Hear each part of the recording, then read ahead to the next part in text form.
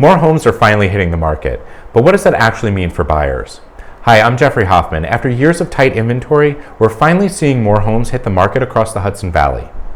But before you assume that means lower prices or less competition, let's talk about what's really happening. Today, I'll break down what rising inventory means for buyers in 2026, how it's reshaping the market, and what to do to get ahead.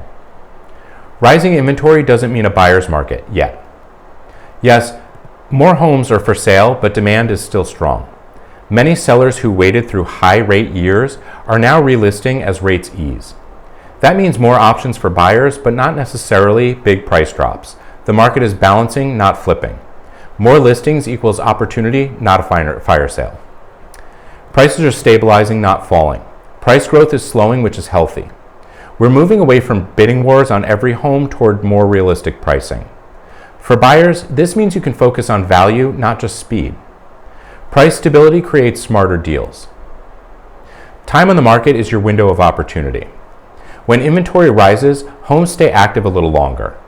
That gives buyers time to negotiate, inspect carefully, and think strategically. Use that breathing room, but remember, good homes still move quickly. More time doesn't mean unlimited time. Sellers are more open to concessions. As competition eases, sellers are more willing to cover closing costs or make repairs. That flexibility can save buyers thousands.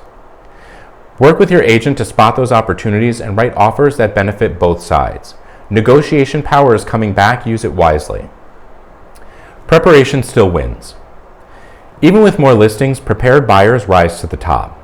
Stay pre-approved, know your price range, and move quickly when the right home appears. Inventory gives you options, preparation gives you leverage. More homes on the market don't replace readiness. If you'd like my 2026 Hudson Valley Buyer Market Guide, download it below. It includes the latest data and strategies for timing your purchase this year.